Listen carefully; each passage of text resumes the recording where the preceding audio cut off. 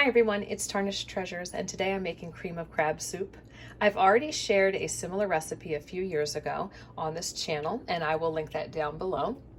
I got the recipe from my former boss. I used to work at a seafood restaurant in high school, and people would come all across the county just to have the cream of crab soup because it was so good. So I asked her for the recipe a few years ago, and she kindly gave it to me, and I shared it with you exactly how they made it at the restaurant.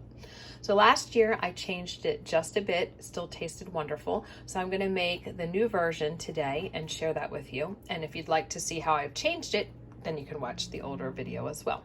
So the first thing that I've done, and I'm showing you the recipe, but this is for a restaurant.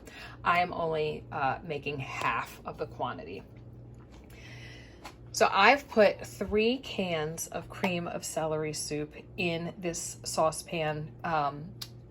They would have cooked it in a double boiler, and if you have that, that's what I would use. But I just cook this low and watch it and stir it, and it's never burned on me. So I'm going to turn the heat on. So I have it at about medium, and I'm going to add some butter, and I am adding 1 stick of butter. I'll be adding 4.5 cups of whole milk.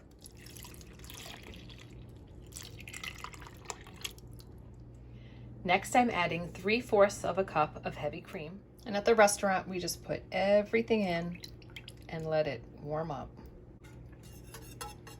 I'm gonna whisk the cream and the milk and the cream of celery together.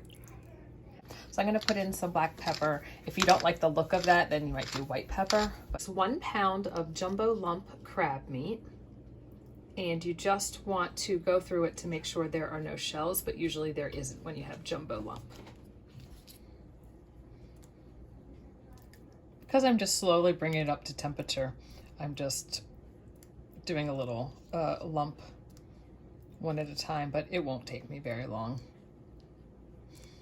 And sometimes you have to do a little taste test as you're putting it in. Now that all the crab meat is in, I just use a spoon to stir it instead of a whisk because I don't want to break up the chunks of crab meat. So now I'm going to add some fresh parsley. It calls for 1 teaspoon. So I have some from the garden that I'm going to add.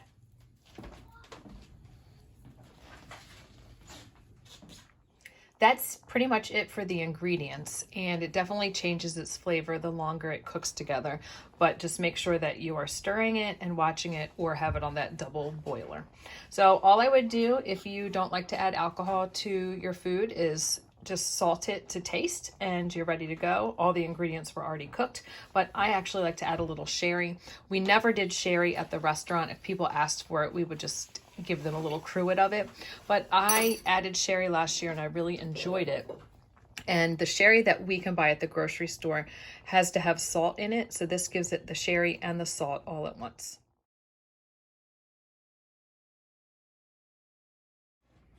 I did 8 tablespoons of sherry, which I think works out to be about 1/3 of a cup, maybe a little bit less. So I'd say 1/3 of a cup. So I'm going to add a little bit of salt just to taste. People can add more sherry or salt in their individual bowls.